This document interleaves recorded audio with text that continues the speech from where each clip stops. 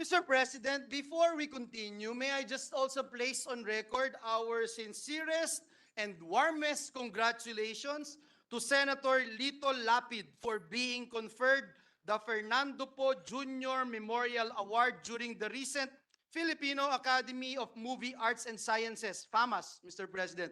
So, congratulations to Senator Lito Lapid. Well deserving. Mr. President, also I would like to acknowledge, as I acknowledged a while ago, the TESDA family headed by Secretary Teng Mangudadatu. The exhibitors are with us, Mr. President. There's a lot of exhibits going on outside this August chamber. We have the Connected Women, headed by Ms. Ruth Yu Owen and Ms. Agnes Gervasio. High-Tech Power Incorporated by Engineer Eric Jude Soliman. Shoketsu SMC Corporation, Ms. Carmi Valderrama and Mr. Joseph Nova. Center for Barista and Tourism Academy Training and Assessment Incorporated by Ms. DJ Wanta. SMI Institute Incorporated, Ms. Christina Aplaska. The Philippine Center for Creative Imaging, headed by Ms. Mary Josa Miranda. The TESDA Regional Training Center in NCR, headed by Chief Gilbert Castro, and the Dole Bureau of Local Employment, Mr. Noel Campita. We welcome all of them in this August chamber. Yes, you're all welcome to your Senate. Magandang hapon po sa inyo lahat. Thank you. Secretary Teng, it's good to have you with us here. You're a dear friend to many of us. And DDG Bertis, DDG Rosana or Daneta are also here, Mr. President. Yes, our Deputy Director Generals, welcome as well. Thank you. Mr. President, at this juncture, I move that we proceed with the reference of business. There be no objection. We ask Secretary to read and continue proceed with the reference of business. Bills on first reading, Senate number 2407, prohibiting money mules and other fraudulent acts committed involving financial accounts, providing penalties and for other purposes, Senator Gatchalian. To the Committees on Banks, Financial Institutions, Justice, Human Rights. 2408, institutionalizing the Philippine National Games and appropriating funds therefore, Senator Zubiri. To the Committee on Sports and Finance. 2409, institutionalizing the Pambansang Pabahay para sa Pilipino 4PH program, Senator Ejercito. To the Committees on Urban Planning and Housing, Local Government and Finance. 2410, creating the Philippine Transportation Security Authority, defining its powers and functions, appropriating funds therefore, Senator Ejercito. To the Committees on Public Service, Civil Service, and Finance. 2411, defining the maritime zones under the jurisdiction of the Republic of the Philippines, Senator De La Rosa. To the Committee on Philippine Maritime and Admiralty Zones. 2412, creating the Department of Water Resources Management, defining its powers and functions, appropriating funds therefore and for other purposes, Senator De La Rosa. To the Committees on Public Services, Civil Service, and Finance. 2413, amending certain provisions of RA 10845 and for other purposes, Senator De La Rosa. To the Committees on Agriculture, Food and Agrarian Reform, Justice and Human Rights. Resolutions, proposed Senate Resolution 740, directing the appropriate Senate committee to conduct an inquiry on the election results, which allegedly came from only one private internet protocol address, Senator Pimentel III. Committees on Accountability of Public Officers and Electoral Reforms and People's Participation. 741, congratulating and commending the awardees of the 2023 Metrobank Foundation Outstanding Filipinos, Senator Angara. To the Committee on Rules. 742, calling for an inquiry in aid of legislation into the murder of 17-year-old Jemboy Baltasar, the unabated use of excessive and lethal force by the PNP, the laws, rules, and regulations on police engagement and use of firearms, and the laws, rules, and regulations governing accountability and criminal liability of police officers, Senator Ontiveros. The Committees on Public Order, Dangerous Drugs, Justice and Human Rights. Committee reports, Committee Report 103 by the Committee on Local Government on House Number 5826 by Representatives Flores and Tambunting, declaring September 1 of every year a special non-working holiday in the province of Bukidnon to be known as Araw ng Bukidnon in commemoration of its foundation anniversary, recommending its approval without amendment, taking into consideration Senate Number 2366, Senator Ejercito. To the Calendar for Ordinary Business.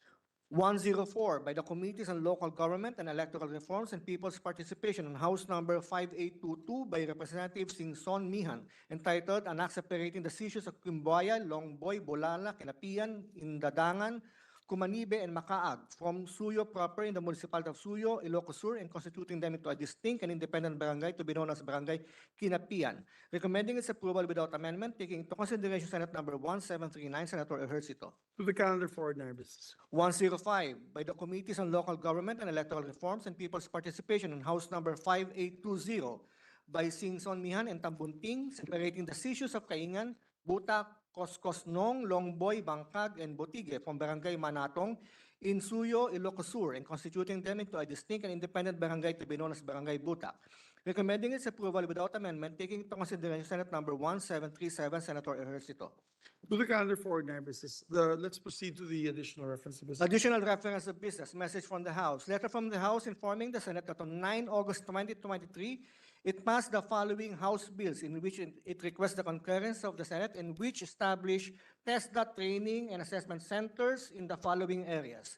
House number 8211 in Tanawan, Batangas. 8212 Cabuyao, Laguna. 8213 Dapa, Siargao Islands, Surigao del Norte. 8272 City of Parañaque. 8273 Cabagan, Isabela. 8274 Paracelis, Mountain Province. 8275 Bana, Ilocos Norte. 8276 Mayuyao, Ifugao. 8277 Maasin, Southern Leyte. 8448 Rodriguez, Rizal. 8449 Calibo, Aklan. 8450 Alabat, Quezon.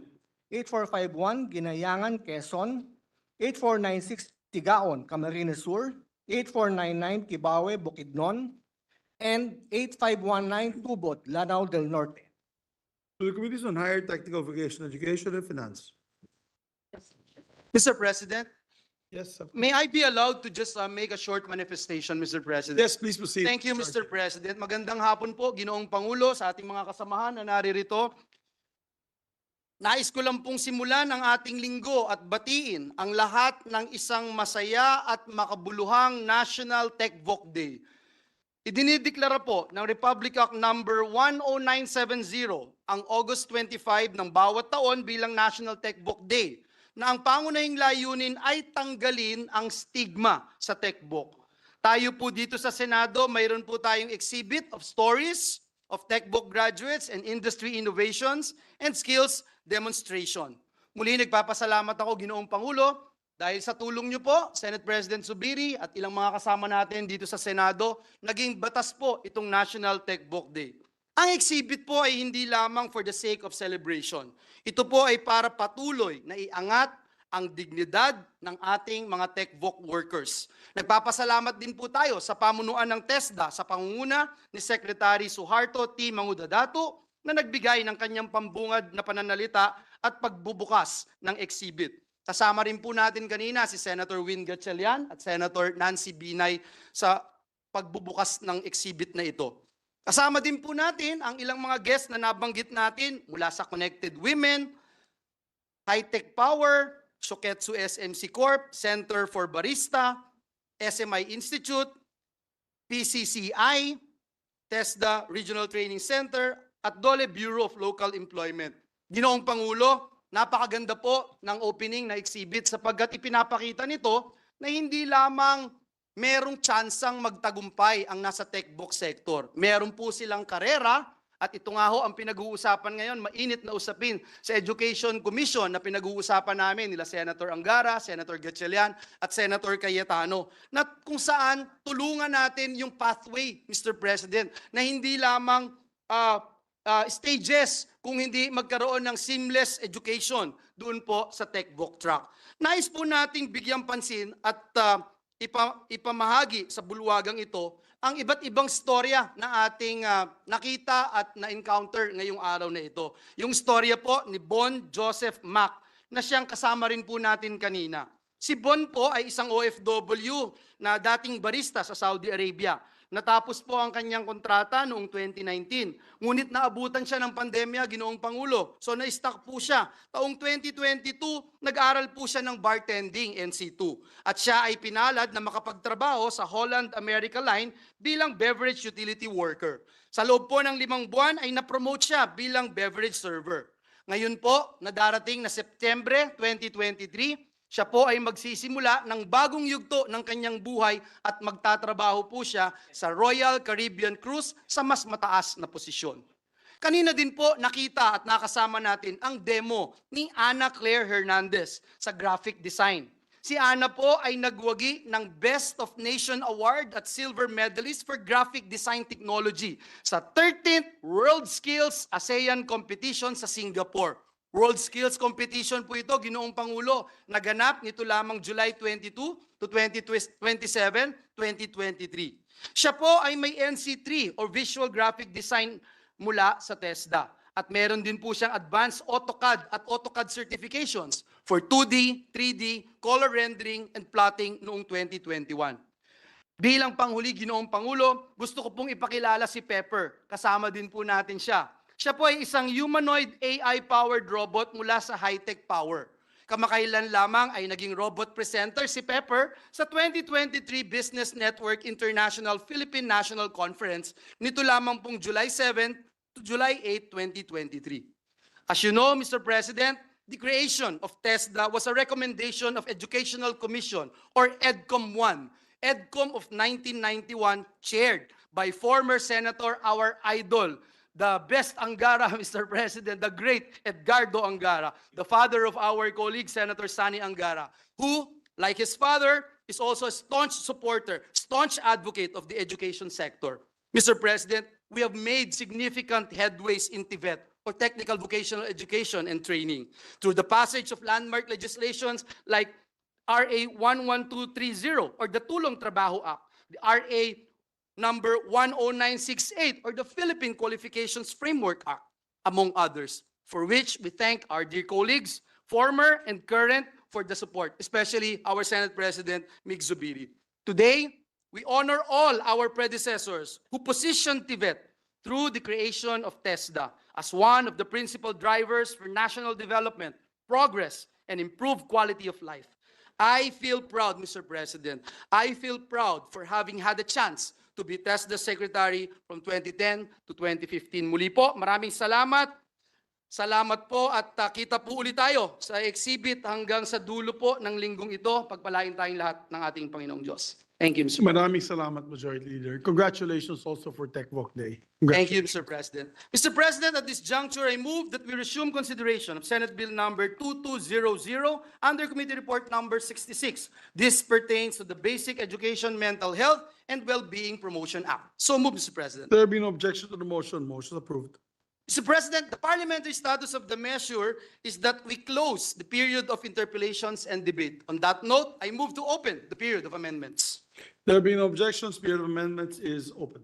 Mr. President, there being no committee amendments, I move that we open the period of individual amendments. There being no, we close the period of committee amendments and open the period of individual amendments. Mr. President, this juncture, I move that we recognize the sponsor of the measure, Senator Sherwin Gatchalian, for individual amendments. Our distinguished sponsor, Senator Sherwin Gatchalian, is recognized. Thank you, Mr. President. Mr. President, before I go into the amendments, allow me to just clarify an issue that our minority leader raised during the period of interpellation, and let me just put on record a statement. Mr. President, esteemed colleagues, I stand to manifest that I have revisited the transcripts of the public hearing and technical working groups conducted by the Committee on Basic Education, and I clarify for the record that the scholarship incentive provided under Section 9 of the substitute bill shall be for the benefit of in-service teachers, mental health associates, and non-teaching personnel. I am making this clarification, Mr. President, to qualify the issue raised by the good minority leader as regards to the potential unconstitutionality of the bill, and I respectfully correct my previous response during the period of interpellation. As eloquently pointed out by the good minority leader, the bill does not grant scholarships to basic education graduates to take up mental health-related courses in college. The actual intent of granting scholarships for master's degree with a return service obligation is to attract and upskill mental health associates to become mental health specialists. This will help operationalize the career progression provided under Section 8 of the bill and address the supply shortage of mental health specialists as head of the care center. Thank you, Mr. President. So, Mr. President, I will now go into my individual amendments with the permission of the body, Mr. President. On line 4, oh, sorry, on page 4, line 17, insert a comma after the word specialist and the phrase or by a mental health associate until such specialist is hired. Comma. So move, Mr. President. There being no objection to the amendment, amendment is introduced. On the same page, lines 20 to 22, delete the clause in assisting the mental health specialist in the implementation of the program and delivery of the services of the center, comma. Then capitalize letter T in the word the. So move, Mr. President. There being no objection to the amendment, the amendment is approved. On page 6, line 19, after the word adjustment, insert a semicolon and the words career progression. So move, Mr. President. There being no objection, amendment is approved. And lastly, Mr. President, on page 7, line 12, insert the following as the last sentence of the last paragraph of section 8. The DepEd and the CSC shall further develop a professional career progression for the growth and development of mental health specialists and mental health associates. So move, Mr. President. So this is after relevant existing rules and regulations, period, that Ye- sentence. Yes, Is that Mr. correct? President. Correct, Mr. President. There being no amendment, amendment is approved. That's it. There being no objection, rather, the amendment's approved. That's it, Mr. President. Mr. President, the minority leader seeking the floor, I move that he be recognized, Mr. Our President. distinguished minority floor leaders recognize Senator Aquilino Coco Pimentel. Thank you, Mr. President. On page 7, line 25, after the word DepEd, we add the phrase, comma, which shall not be more than 2 years, period. I'm putting a maximum period, For Mr. the return President, for the service. return service, Yes. if acceptable to the author. Yes. So it would read, Your Honor, such reasonable period as may be determined by the DepEd, comma, Which But shall- which shall not be more than 2 more than years, 2 years. period. period. So that would be the maximum period for the return service which can be required by the DepEd for their personnel scholars, Mr. President. The permission of the two gentlemen, Senator Pia Quetano would like to. Thank you. With the indulgence of the two gentlemen, I truly appreciate this discussion. I think it is a good idea to have clarity on what the return to service is.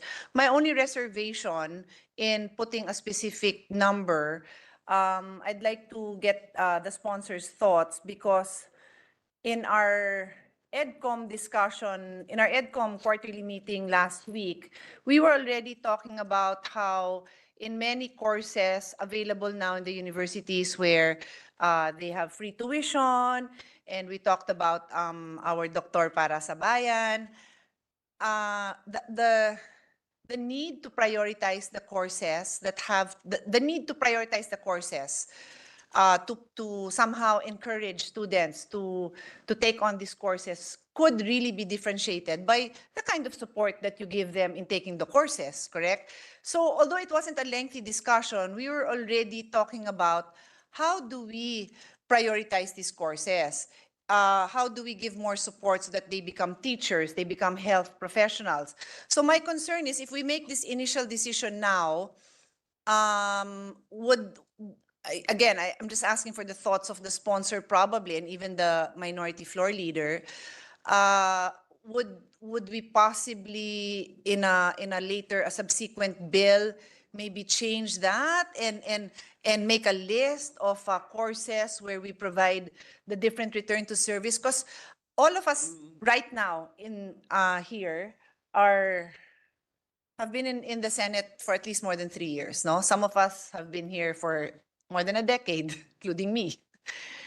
And we regret later on these numbers that we put in we do a lot of legislation piecemeal. So I don't have anything against it, Minority Floor Leader, to be clear, I don't. But I just want to see the bigger picture. What about the nurses and their return to service? What would that be? What about the regular teachers or teachers who specialize in math, which is where we're doing very poorly? What would that be? You know, I just really want to align this with the bigger picture on the lack of qualified personnel, both in the education and health sector. And this covers both. So that is my question to the two gentlemen. Well, Mr. President, the section is about the DepEd personnel scholars, if I'm not mistaken, if to be confirmed by our. Yes, Miss. Yes, this is Yes, about the Mr. President. DepEd personnel scholars. In service. And in exchange for their upskilling through a scholarship in a mental health related course, there will be an obligation for return service. But then the section only says that the length of that return service is within a reasonable period. So my amendment puts a maximum possible period, but that is not the period. So that's just the Yeah. intent of the amendment, Mr. President, just to put a maximum on what the DepEd can require as the return service, period for the return service. And That would be the effect Yeah. of the amendment. my comment on that would be precisely, I don't know. That might be the norm. It may not be the norm. The only one I can think of is PMA. As far as I know, unless it's changed, it's 8 years. That's the only basis we have because we've been very, I don't know, conservative. Parang ayaw natin maglagay ng ganon, but I feel it's high time that we talk about this. And I'm just concerned that we're taking this in isolation, when honestly, a lot of these professions have the same issue. We need to encourage more of them to take it. And regarding the DepEd scholars, there's a lot. It's open-ended, Mr. Sponsor. If you look at what's written there, they're DepEd scholars for so many courses. It could be the guidance, it could be it's in-house service. It's still everything. So that's my concern. I'm not against this. I'm just asking the body and the two gentlemen to consider, balikan natin lahat ng batas ngayon. Lahat yun lalagyan natin. Kasi ang ayoko mangyari, yung iba wala, ito meron, but I'm actually for it. And I actually support the clarity that the minority floor leaders bringing into this discussion. I'm just saying that it only covers this line of work. President, can I ask for a minute suspension, So, Mr. President? suspended for 1 minute.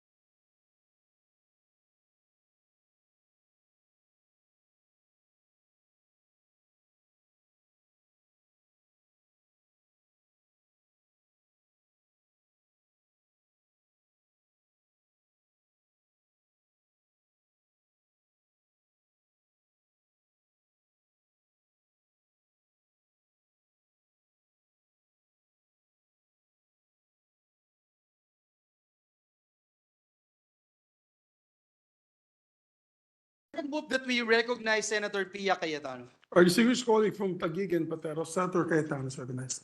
Mr. President, this is what I love about the Senate. We take seriously our being a collegial body. We use our experiences, our intelligence, the resources we have available to us, especially our invaluable staff, to share our ideas and hopefully come up with something acceptable. So I've already put on record that there are many professions that we want to fully support, but to add to the discussion today, I'll repeat what I've said in other forums. We are experiencing modern day colonialism.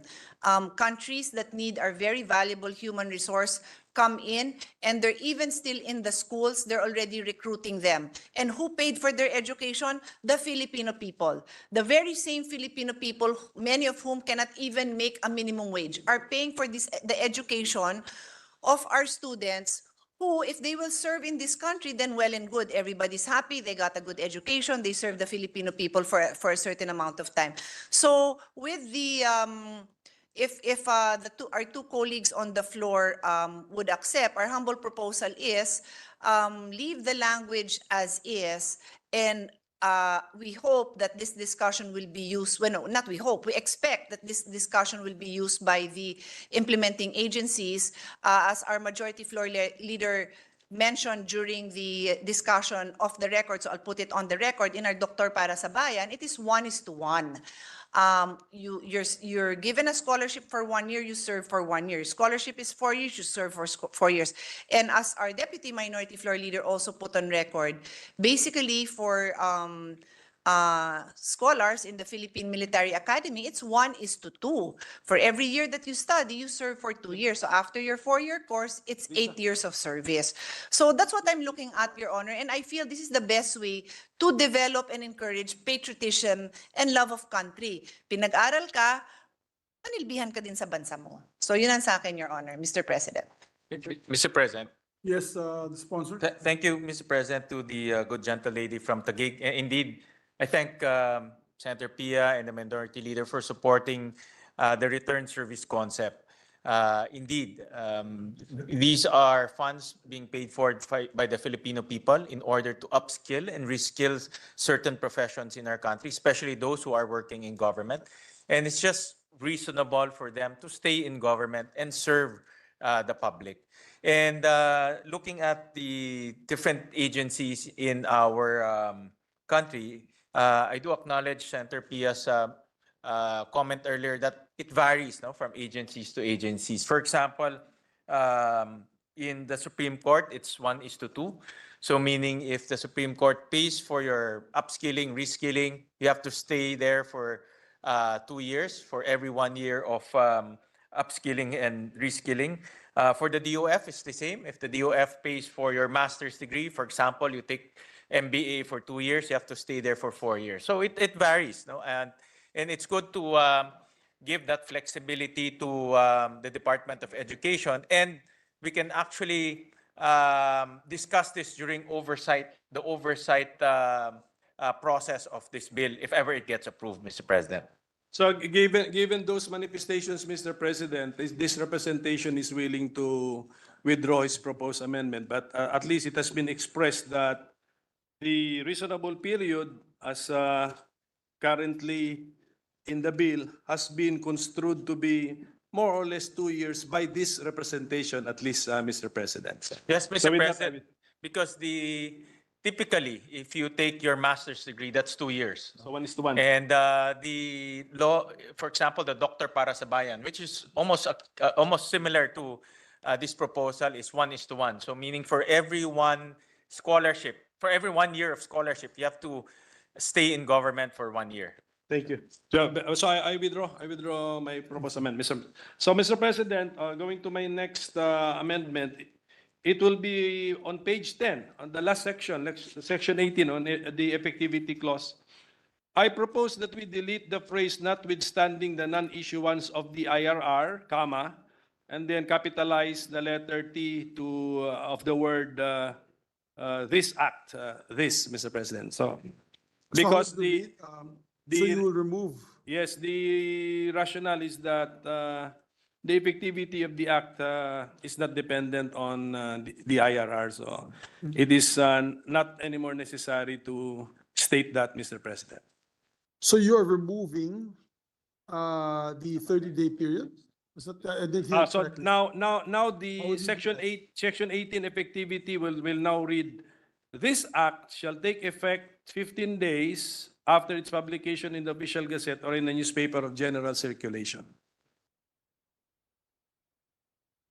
What does the sponsor say? Mr. President, before I answer that, Mr. President, the history of this sentence came from the time when I remember Senator Tolentino made a privileged speech on some laws that are not being implemented because there are no IRRs being issued. And I remember that was a lengthy discussion here in the floor. And one of the recommendations is to explicitly say that the law should take full effect despite the absence of an IRR, Mr. President. So that's the logic why we added this sentence, Mr. President. But I heard from the good minority leader, even without this sentence, the law will take effect and it can be implemented. So in other words, we don't have to wait for the IRR to be promulgated before the law takes effect. That's the offshoot, Mr. President. Mr. President, yes, we should be careful with this, with inserting this phrase, because actually the obligation to come up with an IRR is because the law is already effective. Yun eh. So my suggestion is we remove this phrase. With those discussions, Mr. President, I accept, Mr. President. So amendments accepted. Is that correct? Yes, Mr. President. Thank you. Thank you.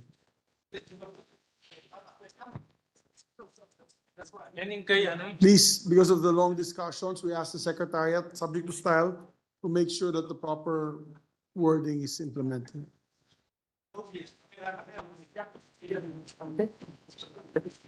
Mr. President, I move that we recognize Senator Pia Cayetano for her individual amendments. Our distinguished So moved. colleague, Senator Pia Cayetano, is recognized.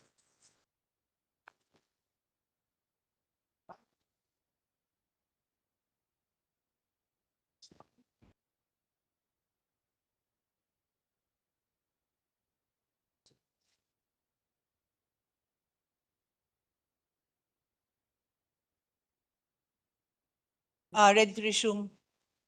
Ready? Yes, Mr. please, President, please okay, we've proceed. resumed. Thank you. Mr. President, with the indulgence of the sponsor, and with the indulgence, I would like to ask clarificatory questions because some of my possible amendments may not be necessary with the clarifications. For the record, in the interest of time, my staff has also met with your staff, I understand, and with DOH. So we're pretty much aligned, Mr. President, nothing heavy. But I feel some of my questions, though they may not need actual amendments, they would be useful for the guidance of the implementing agencies. Thank you. Thank you for that, Mr. President.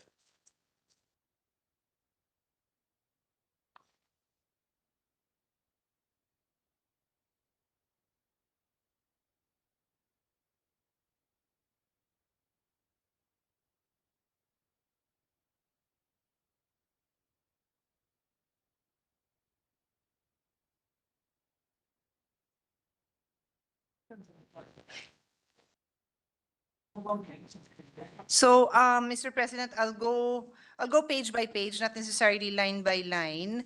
I'm okay with page 1. On page 2, there's a mention of care center. It's not a defined term, but it is elaborated in the next section, and it's a short bill, so I think it's okay. No need to include that definition there. Unless, and I leave it up to the chairman, subject to style. Would you like to say a care center as defined in section 5? But it's up to the chairman. It's not a major, so to be clear, page care center. Easy.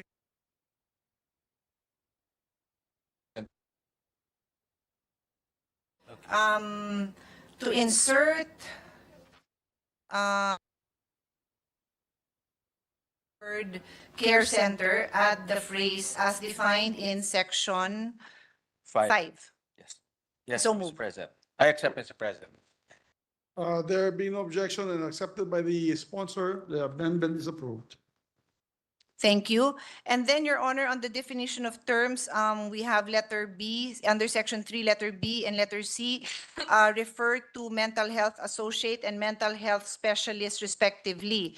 We note that the mental health associate are basically bachelor degree holders, while letter C, which refers to mental health specialists are referred to mental health specialist plantilla positions in the DepEd who shall have qualified pursuant to either the provisions of RA 9258 or RA 10029. And these basically are professionals who have a master's degree. Is that correct? Yes, master's degree and license, Mr. President. So yung sa bachelors, they are not necessarily licensed. Yes, Mr. President. Okay, I'm fine, as long as that's clear to, again, the implementing agencies and of course the schools, no? Okay, I move on, we're on page 3, section 4. Okay. So section 4, I would say, is the meat of the bill. Yes. And this is where it states that the school-based mental health program is hereby institutionalized, and this is it. To do what? To promote and ensure the mental health and well-being of all learners in public and private schools, including out-of-school children. Okay. And then the second sentence goes on to say the program shall promote mental health awareness, number 1. And to manage the mental health concerns of all learners, including the prevention of suicides in school. So am I correct in understanding that there are two components? Promoting mental health awareness and 2, addressing the mental health concerns. Yes, Mr. President. Okay. Correct. I would think, and I'd like to know if His Honor agrees, the promoting mental health awareness in a way is probably the easy part because this is basically an information campaign. Yes. So as long as we develop that program, then it's just presented and rolled out all over the country. Correct, Is that Mr. correct? President. Okay. And I'd like to put on record, I'm not sure if there's but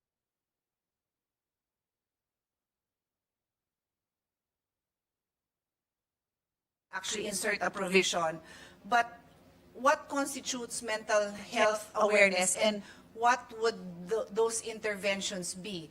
Because to my mind, these are programs that, number 1, gives everybody in the environment an understanding of what mental health is. And then number 2, the programs or interventions, not yet on a case-to-case basis, but basically to ensure that I think the second part that I mentioned is still part of the mental health awareness and not yet part of the managing the mental health concerns. Would that be correct? Do I understand, in other words, do I understand correctly that the phrase managing mental health concerns would already be a case-to-case intervention or the program? So to be clear, I'll give an example. If I meant in sports, raises the level of happiness, raises a person's mental well-being, does that fall on in 1 or 2? That will fall on 1, Mr. 1. Mr. That's what I President. thought also. Well, So, Mr. yeah, go ahead. Well, Mr. President, Her Honor is correct that there are 2 major components of the program, which is to promote mental health awareness and manage mental health concerns. And this ties up to Section 6, letter B. Okay. And letter B talks about skills and information for prevention, identification, skills that will be developed for learners. So in other words, the learners themselves will be part of the promotion of mental health, Mr. President. And then the manage is a form of intervention, and that ties up also with Section 6, letter C. No? which is facilitate the efficient referral for appropriate intervention and provision of adequate aftercare support and so on, Mr. President. So we tied up, and the functions are laid out in the functions of the care center, Mr. President. So we tied it up together. Because actually, Mr. President, in letter B, and thank you, I appreciate that. In letter B, I agree with His Honor that it says the care center, these are the functions of the care center, no? Equip the learner with skills and information. So the learner is empowered, right? Yes, Mr. So President. this is where I love these existing programs already, where you have these peer support groups. Yes. Because these are empowered young people, and a lot of them are church-based, school-based, community-based, where they acknowledge that as young people, they need the support. They've gotten programs from, I hope, most, the ones I've heard of, they come from, they're well-developed programs, either provided by NGOs or the church system, whatever. So then these young people are now equipped, no, to pass it on, to use the information among their peer groups and even pass it on. But that same section B goes on to say, hold on, and refer for their, so wait, equip the learners with skills and information for prevention, identification, proper response, and referral for their own and others' mental health needs. What does that mean, Your Honor, when you say and referral? Because that gives me the impression that they'll refer it to a specialist, when Yes. my understanding of letter B was still mostly in response to the awareness where they're creating their own program. But Mr. President, Your Honor is absolutely correct in the peer support. In fact, our experts were telling that the first step, to simplify things, the first step is for our learners to know how to detect mental health issues, and the learners have their own sort of group, Support system. support group, support Yeah. system, support group that they can talk about it. Yes. Because typically learners don't go immediately to their teachers, don't go Exactly. immediately to The their parents. to their parents. They talk among themselves. So this is the type of skills or information that our mental health specialists will be teaching our learners in order for them to respond and be aware of this type of conditions. What's important for our learners is to know where to refer it to. Okay. So in this particular case, to our mental health specialist or mental health associate, as a case may be. Okay, so it's clearer now. So that's still part of the awareness, because part of the awareness is to know where to Yes, refer. correct. Okay, Yes, correct, thank you. Mr. President. That's very clear, Your Honor. I always admire His Honor, our chairman, with how thorough he is, having hours and hours of hearings. Thank you. Thank you, Mr. Thank you. Well, Mr. President, I also Well, learned from the experts, because we invited experts, that what is being envisioned here is not a medical intervention. No? It's So not. It's not a medical intervention. That's going to be my part 2 question. But I think, can we, our Deputy Minority Floor Leader, I think, has an intervention. Yes, Deputy Minority Floor Leader. Salamat kayo, Mr. President, and thanks to the indulgence of the good gentlewoman from Kaibigan, Pateros, and the good sponsor.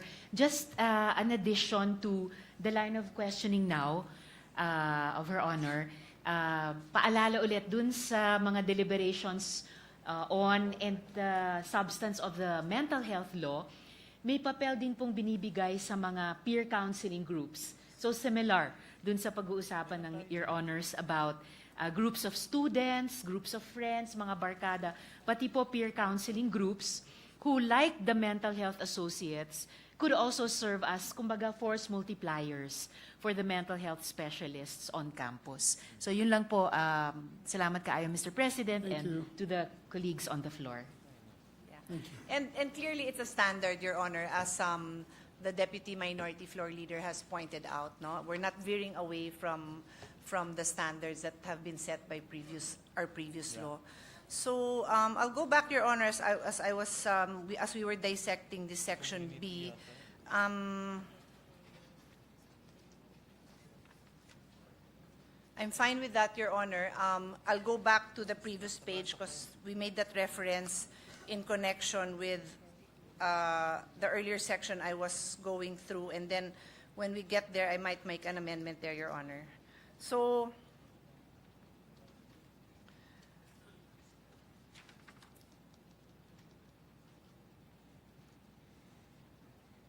Okay, so then I'll go on to the second paragraph of Section 4, starting in line 19, and it says there, the program shall be developed in consultation with learners, their parents, and parent substitute, and then implemented by DepEd. So I really appreciate this because now it's clear that the program is learner-centered. It is not a program just handed by DOH or mga psychiatrists. It's the kids who will dictate what works for them.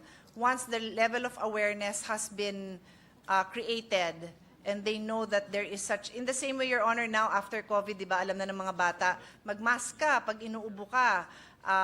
You know, they're very conscious with not blowing your nose or coughing in public without proper protective interventions. Now they also know that there is such a thing as mental health issues, and they will create this program with their parents. I just want to highlight that I fully support that. Thank you, Mr. President. If I may say a few words.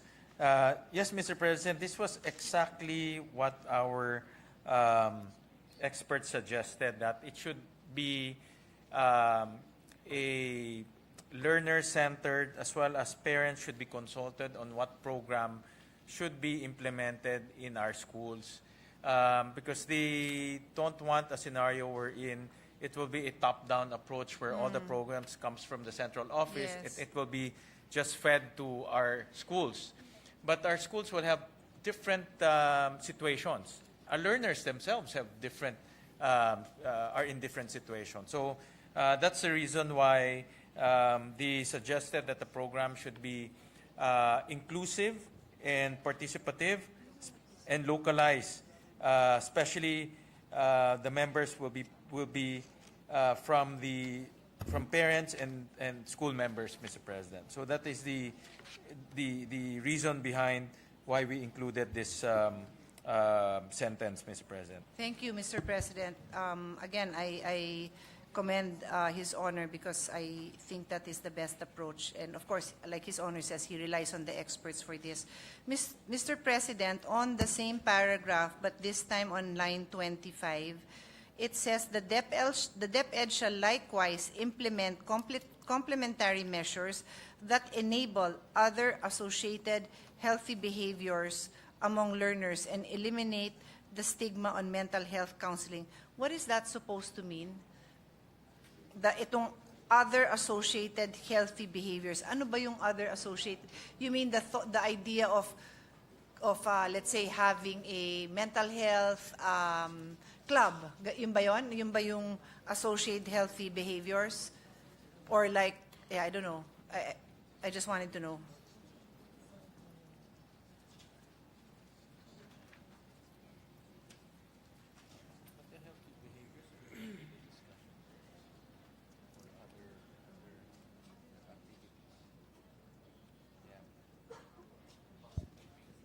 Yeah. Mr. President, I recall that the discussion here is, I think the good gentle lady from Taguig made a very good example about sports. No? Yes. Is this it?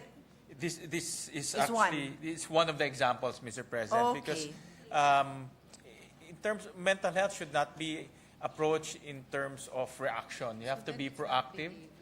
And the discussion during the hearing and technical working group is DepEd should come up with other activities that will promote healthy behavior so that students will not have issues down the road on mental health, Mr. President. So activities such as sports, Yes. such as extracurricular activities, Mr. President, positive reinforcement, this type of activities, Mr. President. So, Your Honor, I will submit language to that effect because I believe the sponsor and I are on the same page exactly on this, but I think it's the word behavior is not exactly accurate because it took His Honor surprisingly about 30 seconds to explain. So that means I'm pretty sure His Honor, I'm trying to read His Honor's mind, that perhaps behavior is not exactly the right word. I think, and this is not yet my proposal, but I'm thinking the wording would be something like that DepEd shall likewise implement complementary measures that promote healthy behaviors. And what would be these complementary measures? Yun nga po, yung mga programs on sports, Yeah. you know, peer bonding and so on and so forth. So if His Honor will indulge we're me, open to- I'll submit this wording. 'Cause Yes, I- Mr. yeah. President, we're very open to improving the bill, Mr. President. Okay, thank you. Thank you for that. So we'll move on to the next. We're already on Section 5. And this is on the care center. May I know from His Honor, because we have had multiple discussions on this, ito ho bang the creation of a center in every public basic education school that shall be equipped with functional physical facilities? Is this progressive realization? Because Yes, as Mr. President, you were not present when the minority leader I- exactly asked me that Yes. question. No, to be honest, Your Honor, I overheard it. I'm not sure if I heard it in the lounge or while walking, but I heard the term. So I said, mukhang covered naman. Yes, and But one is it of the here?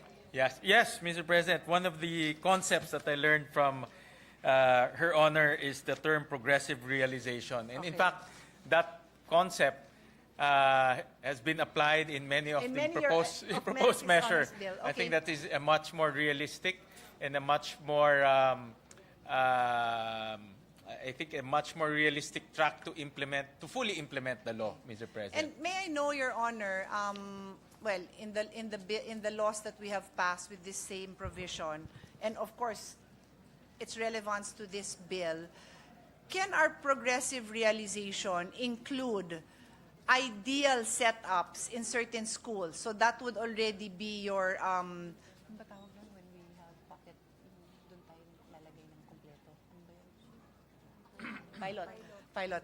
They would be the pilots, no? So that it's not a progressive realization where all over the country 5%, all over the country 10%. Yeah.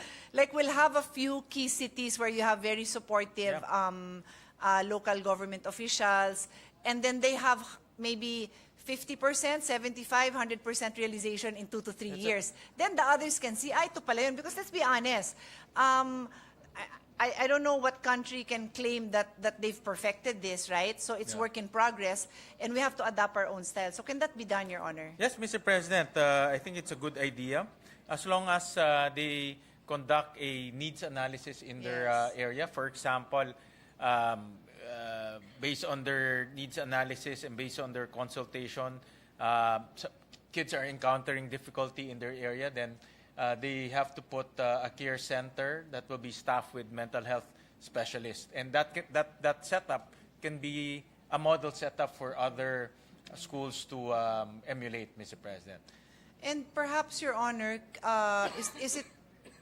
is it in the bill that programs that are low-hanging fruits, in other words, program that already exists for other reasons, but which directly contribute to this bill on mental health in the school-based setting, are assessed so that without having to do anything else, there's an assessment. Like, in other words, I'll be very precise with my example. There are schools with robust sports programs, if they were to assess the mental health of the student athletes in various programs, yung bang non-competitive, yung for fun lang, PE, for fun, sports, and then very competitive athletes versus none. So parang you have 3 control groups. None, no sports, recreational sports, and competitive sports. And check the mental health of all. Then you already know na, oh, it looks like, because I can already tell you the answer. I'm pretty sure those engaged in recreational sports will have pretty good mental health. I mean, barring other circumstances, no? That's why nga it has to be controlled studies. And then those engaged in competitive sports, there may be some that are doing great, and there may be some that are pressured for whatever reason. But there are already studies that show that anyone who runs, running, so 3 control groups, Your Honor, no running, only medication, and then running and medication, and running only, guess which person has the best mental health outcome? The running only even exceeded the running and medication. So, and I'm not making that up. That's science, no? Because as a runner, I've always felt that going to my time by myself, my time to run really helped because you produce endorphins, which makes you feel good. So yung ganun ba, we don't have to reinvent it, Your Honor. We already know that it's good for you. It gives you self-esteem. So baka they can already make those studies to see how these kids are faring, and then hindi na kailangan paggastusan ng kung ano-ano pang studies, Your Honor, di ba? Thank you, Mr. President. I get it from Her Honor that she wants to include in the bill that DepEd should look at existing programs and Yes. existing studies. So DepEd should look at existing programs that are known to contribute to mental health. So, Yes, like I said, these peer groups that we talked about, there are existing And best programs. practices. Yeah. Yeah. Sports, even though it wasn't created to address mental health program, it was created for physical health, but may affect yun. Yeah. So they can already look at that's the science. They can already look at how the kids are thriving, so that it's also a way of convincing parents and education, the principals and all, na we're not just mandating it. It's proven. These kids fare better. They're happier. They're able to cope. I know for a fact, and there are also studies that people can cope better with their mental health issues when yun nga, they have a peer group or they have a sport that takes them away from their problems, gives them something to parang binubuhos nila yung oras nila and attention nila dun sa sports nila, and it takes it away from their problems. I'm Science amenable- na yun, Your Honor. Eh. Yeah, I'm amenable to that, Mr. President, and it's good to look at those best practices, if I can call them, so that there's already evidence that those type of approaches do actually work and is being implemented in other areas, Mr. President. Yes, I'm amenable to the concept, Mr. President. Oh. Mr. President, my staff is pointing out to me that in the declaration of policy, it says there that the state shall aim to achieve the following main objectives: institutionalize an effective and efficient school-based mental health program, and strengthen the existing mental health and guidance and counseling programs. But for me, Your Honor, that is very specific to existing mental health and guidance counseling programs. I take that as one line. These are not yet the other programs that effectively contribute to mental health. That's what I'm saying. So, if His Honor can just give us time to, again, insert that phrase in the right Yes, place. Mr. President. Yes, thank you. Conceptually, I agree to, I'm amenable to that proposal, Mr. President. And I think that might be it, Your Honor. Just let me double check Section 7.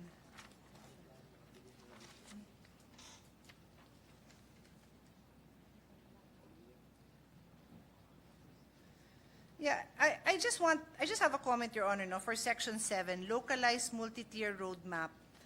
Is this really necessary, Your Honor? I mean, I think children basically have similar issues. In every school setting, there will be a child who's a victim of violence in their own homes. Meron yan kahit saan. So, student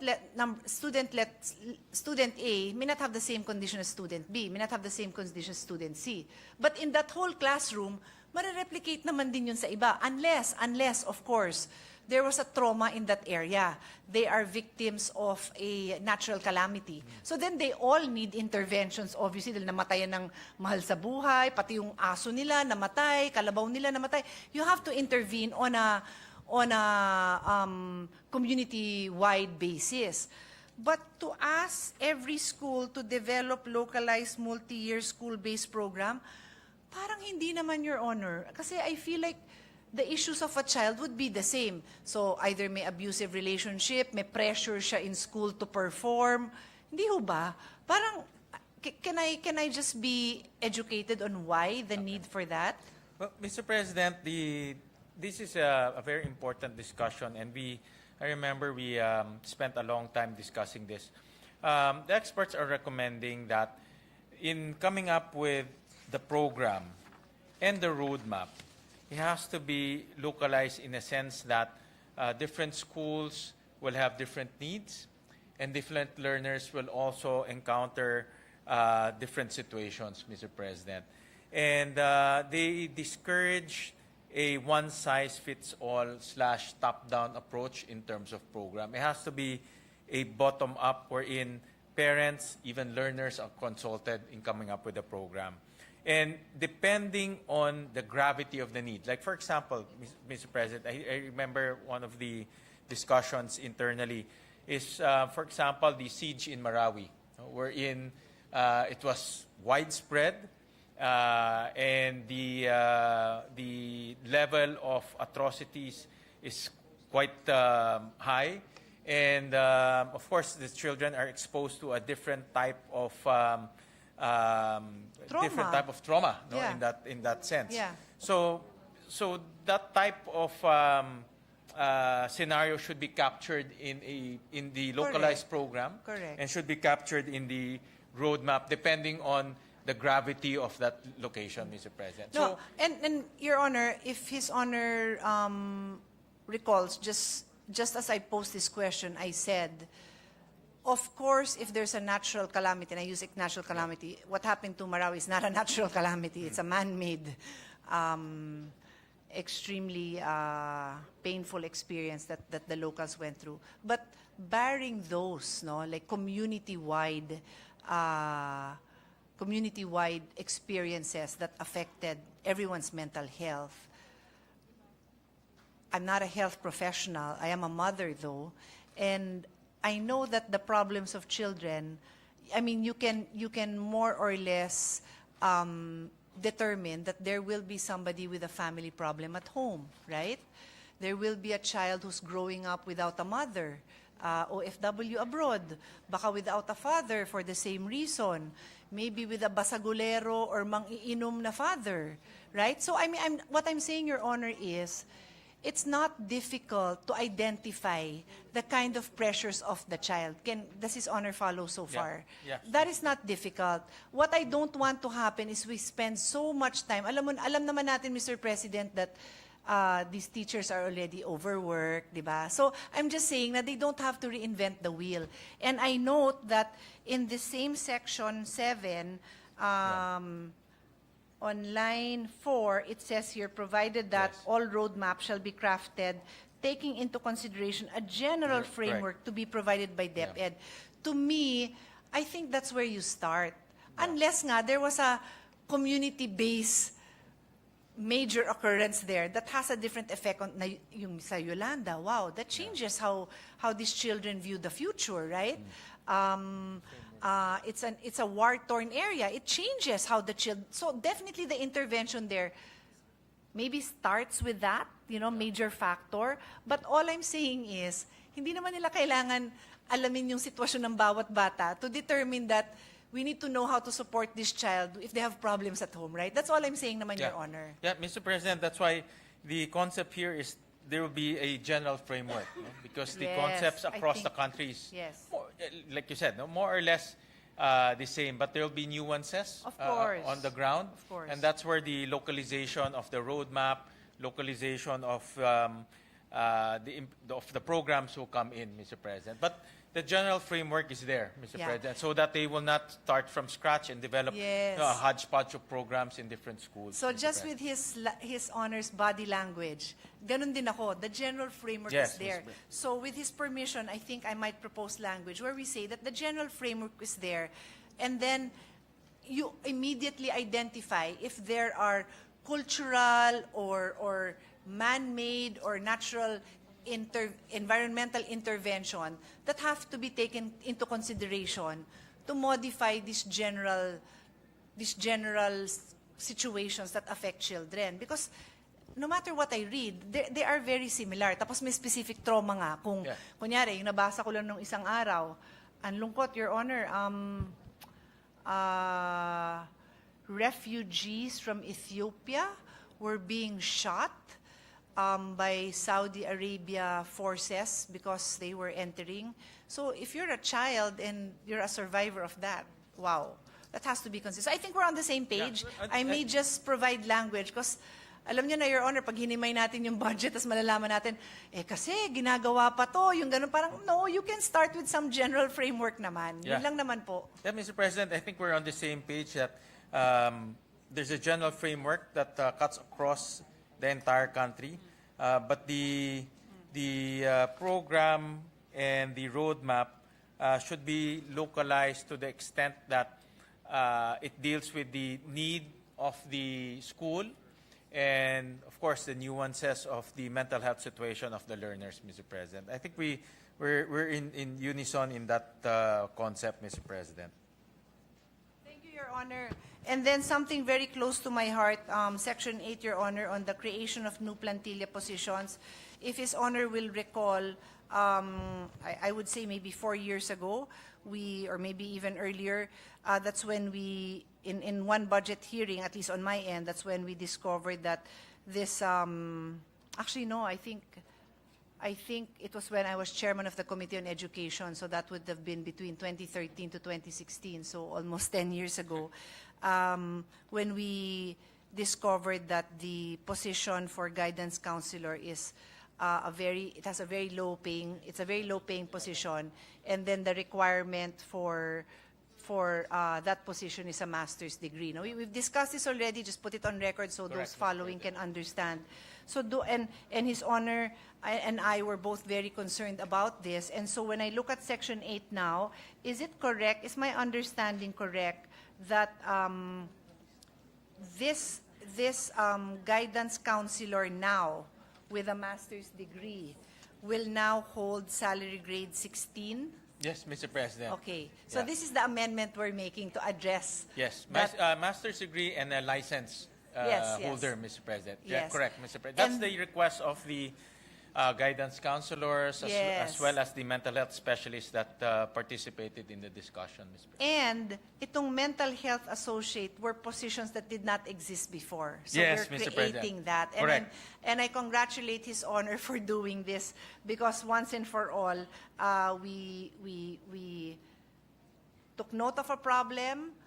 It's not something we could have changed easily, but we now, with the time that His Honor has taken really dissecting this, we now created 5. It says 5, 1, 2, 3, 4, 5. Yeah, tama Yes, ba? 5. correct, Mr. 5 President. different layers. So we now created that career path, Your Honor. Correct. Congratulations. So they can move on. Kasi sa totoo lang, marami dito, mapapirate din.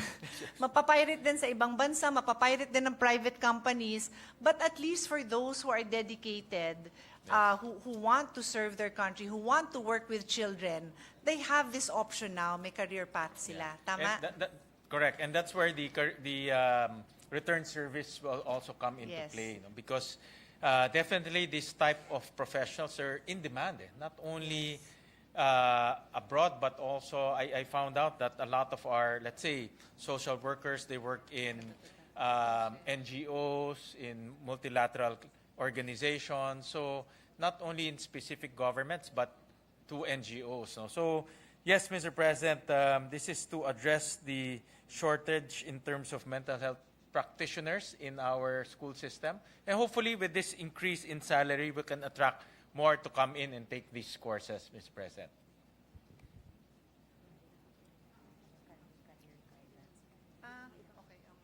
Yes, my staff has a very good question, Your Honor. If you recall, guidance counselors do handle yung, guidance nga, no? So career paths, di ba? What course they'll study, because especially now with the different tracks, no? I think it becomes more relevant because there's somehow earlier than later, they have to make decisions on the tracks, or at least their interests and talents have to be identified. When we say that all existing, so I'm now on page 7, line 1. This is still part of Section 8.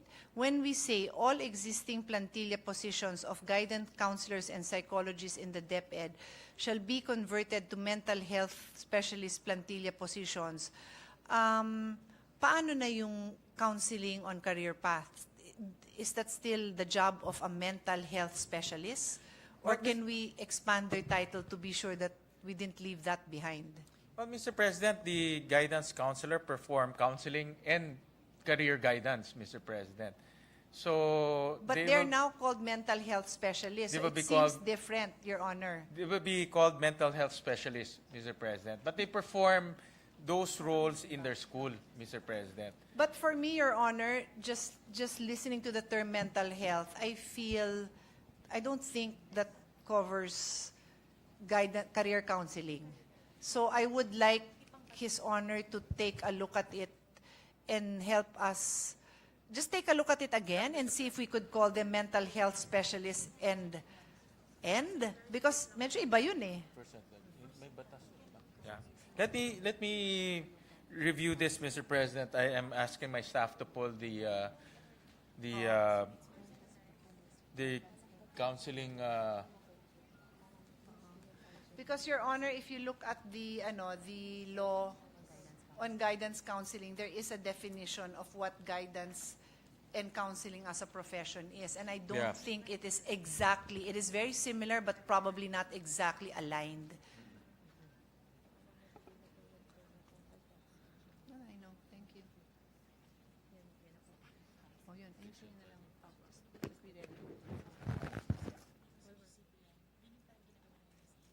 Yeah, but that's the same. But the profession is guidance counselor.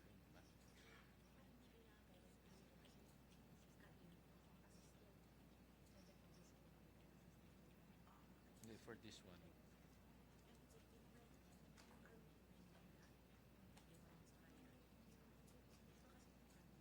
Kasi guidance counselor rin siya.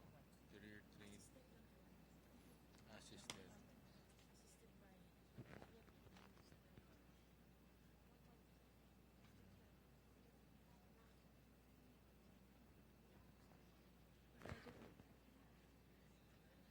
Okay. Assisted lang siya. So who would perform this function? School head? Who would perform? School head ba? Section 5 to be headed by the school administrator who shall be assisted by the guidance counselor.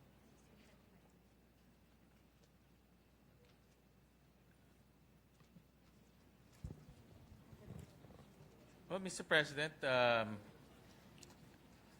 in RA 11206, this is an act establishing a career guidance and counseling program for all secondary schools and appropriating funds therefore.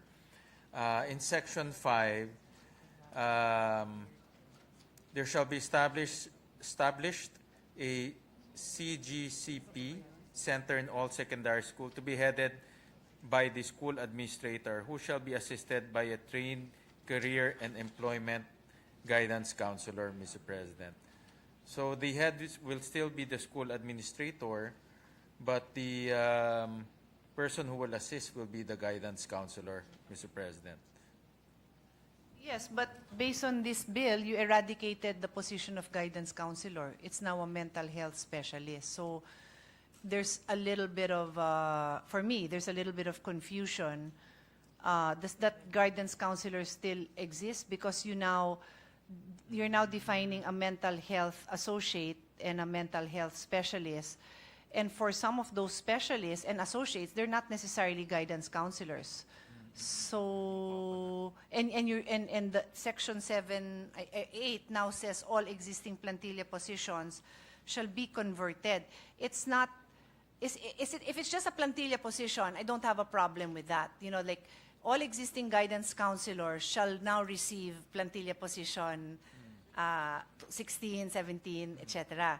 But if you're now going to call them mental health specialists, I think there's a change in what their scope of work is.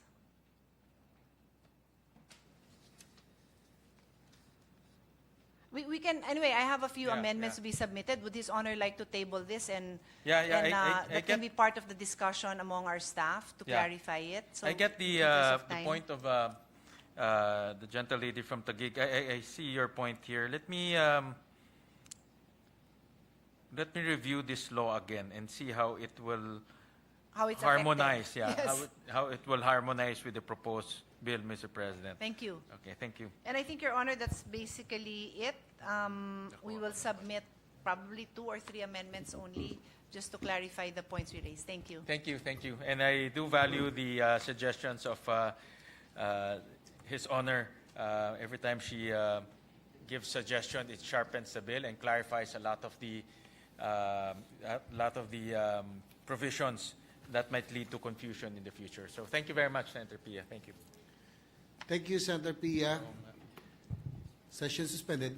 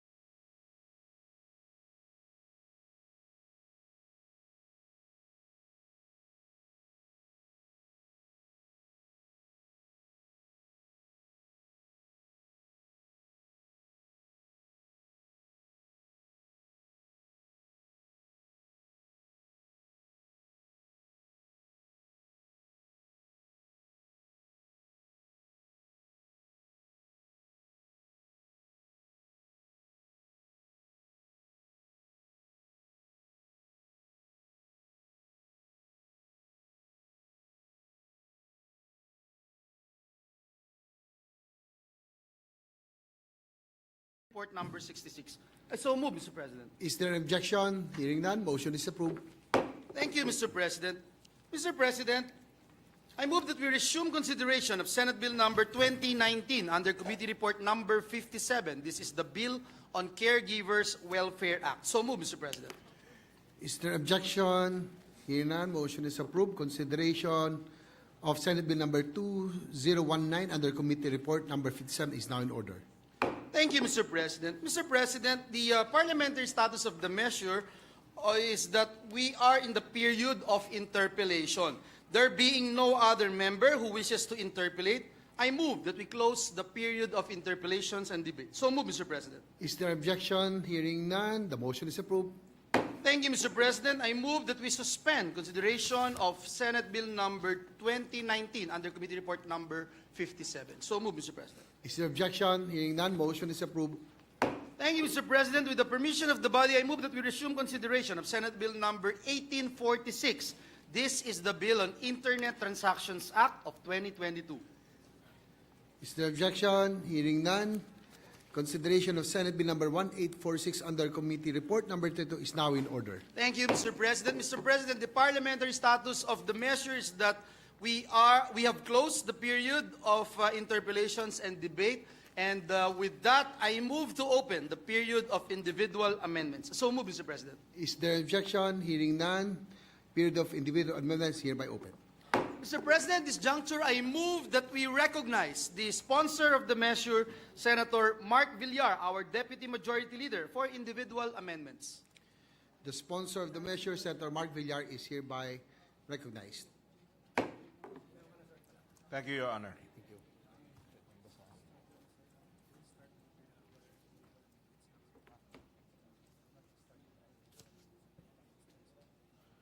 Your Honor, these are my line-by-line. These are the line-by-line amendments. On page 2, line 3, delete the phrase "towards these ends" and replace it with "towards this end." I so move, Mr. President. Is there objection? Hearing none. Amendment is approved.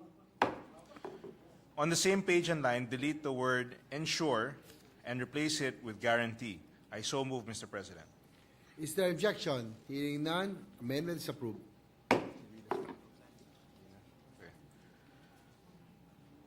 On page 2, delete the entire text of section 3, specifically from line 9 until page 6, line 4, and replace it with the following. Scope and coverage. This act shall apply to all business-to-business and business-to-consumer internet transactions where one of the parties is situated in the Philippines or where the digital platform, e-retailer, or online merchant is availing of the Philippine market. The following shall be excluded from the coverage of this act. A. Consumer-to-consumer transactions. B. Financial products and services as defined under Republic Act number 11765 or the Financial Products and Services Consumer Protection Act. C. Digital payments and payment systems as defined under Republic Act number 11127 or the National Payment Systems Act. D. Entities and transactions as regulated under Republic Act number 7653 or the new Central Bank Act as amended. And E. The regulation of the content of online media except digital advertising of goods and services. I so move, Mr. President. Is there objection? Hearing none. Amendment is approved. The definition of terms will be transported to Section 4 for purposes of orderly proceeding. We propose to defer the introduction of proposed amendments to the said section. We shall address any inconsistency in the later provisions. In view of the above, I thus move to delete the entire text of Section 4 on page 6. I so move, Mr. President. Is there objection? Hearing none. Amendment is approved. We will now proceed to the amendments on Section 5. On page 6, delete Section 5 in its entirety, starting from line 29 all the way to page 7, line 24. And the succeeding section shall be renumbered accordingly. I so move, Mr. President. Is there objection? There being none, amendment is approved. On page 7, line 25, renumber Section 6 as Section 5. I so move, Mr. President. Is there objection? Hearing none, amendment is approved. On the same page and line, insert the words, quote, purposeful availment and before the word, quote, extraterritorial. I so move, Mr. President. Is there an objection? Hearing none, amendment is approved. On the same page, line 27, delete the comma after the word regulations and the words, quote, including the Foreign Investment Act and this act, and replace them with the phrase, and cannot evade legal liability in the Philippines by virtue of non-residency or non-registration. I so move, Mr. President. Is there an objection? Hearing none, amendment is approved. On the same page, line 28, delete the word purposely and replace it with the word purposefully. And every mention thereafter, purposely, shall be replaced by the word purposefully. I so move, Mr. President. Is there objection? Hearing none, amendment is approved. Still on page 7, line 31, delete the number 11 and replace it with the number 10. On page 8, lines 1 to 2, and every mention thereafter, delete the words Secretary of Trade and Industry and replace them with DTI Secretary. Thus, the new Section 5, as renumbered, will now read as follows. Section 5, Purposeful Availment and Extraterritorial Application. A person engaging in e-commerce who purposefully avails of the Philippine market shall be subject to applicable Philippine laws and regulations and cannot evade legal liability in the Philippines by virtue of non-residency or non-registration. One who purposefully avails of the Philippine market without establishing any real or legal presence in the Philippines shall be required to notify the E-commerce Bureau created under Section 7 of this Act for inclusion in the Online Business Registry, established under Section 10 of this Act, or may designate a resident agent who shall be authorized to receive on their behalf notices or processes in any legal proceeding in the Philippines. Subject to guidelines to be issued by the DTI Secretary, the accessibility of goods and services to online consumers in the Philippines shall be considered in ascertaining whether one engaged in e-commerce is purposefully availing the Philippine market. On page 8, line 5, renumber Section 7 as Section 6. I so move, Mr. President. Is there objection? Hearing none, amendment is approved. On the same page, line 7, delete the word may and replace it with shall. I so move, Mr. President. Is there objection? Is there an objection? Hearing none, amendment is approved. On the same page, still on line 7, delete the word benefit and replace it with the words beneficial treatment. I so move, Mr. President. Is there an objection? Hearing none, amendment is approved. On the same page, line 12, delete the words creation of the. I so move, Mr. President. Is there any objection? Hearing none, amendment is approved. Still on page 8, delete the entire Section 8 on functions of the E-commerce Bureau, specifically from line 14 all the way to page 9, line 32, and replace it with the following. Section 7, creation and composition of the E-commerce Bureau. Within 6 months after the effectivity of this Act, the E-commerce Bureau, hereinafter referred to as the Bureau, shall be created under the DTI. The Bureau shall be headed by a director who must possess competencies in e-commerce and online transactions, and all the laws and processes related thereto. There shall be 3 assistant directors for policy and administration, for enforcement, and for operations. The DTI Secretary shall determine the organizational structure and staffing pattern of the Bureau, subject to the approval of the Department of Budget and Management. I so move, Mr. President. Is there an objection? Hearing none, amendment is approved. On page 10, delete the entire Section 9 on the composition of the Bureau, specifically lines 1 to 12, and replace it with the following paragraphs. Section 8, functions of the E-commerce Bureau. The Bureau shall have the following powers and functions. A, formulate policies, plans, and programs to ensure the robust and dynamic development of e-commerce. B, implement, monitor, and ensure strict compliance with the provisions of this Act. C, require digital platforms, online merchants, or any person who engages in internet transactions to register their business with the Bureau and provide the information necessary for policymaking and program development purposes. D, identify regulatory gaps affecting the e-commerce and recommend appropriate executive or legislative measures that foster the growth of the sector. E, receive and refer business and consumer complaints on internet transactions to the appropriate government agency which has jurisdiction over the concern and intervene, as necessary to facilitate the speedy resolution thereof. F, coordinate with, petition, or compel through the DTI Secretary, whenever appropriate, any entity, government agency, or instrumentality to take action on any matter that may impede e-commerce. G, investigate motu proprio and file the appropriate cases for violations of any provision of this Act. H, intervene or participate in a manner as may be appropriate in cases initiated or pending with other regulatory agencies involving e-commerce or violations of any provision of this Act. I, monitor the compliance of other government agencies or instrumentalities with the provisions of this Act and the e-commerce roadmap. J, conduct information, education, and advocacy campaign to ensure a proactive policy regime. K, collaborate with BSP and other government agencies to develop frameworks to incentivize the use of digital payments and promote their education and adoption among businesses and consumers, notwithstanding Section 3B and C of this Act. coordinating with the financial regulators in protecting online consumers, and facilitating the speedy resolution of complaints of online consumers that involve the use of digital financial services as provided by applicable laws. L, engaged with law enforcement and other relevant government agencies in a formalized interregulator cooperation mechanism to address all cross-cutting issues and concerns that affect online consumers and the general public. On page 10, delete the entire section 10 on referral of complaints, specifically lines 13 to 22, and replace it with the following. Section 9, referral and tracking of complaints. The Bureau shall refer any complaint it receives involving violations of other laws committed in the course of e-commerce activities to the appropriate regulatory authority for action. In appropriate cases, the DTI may initiate a formal complaint with the appropriate regulatory authorities. The Bureau shall track any such complaint or referral and coordinate with the speedy resolution thereof. I so move, Mr. President. Is there any objection? Hearing none, amendment is approved. On page 10, line 23, renumber section 11 as section 10. I so move, Mr. President. Is there objection? Hearing none, amendment is approved. On the same page and line, delete the phrase "a period of" after the word "within."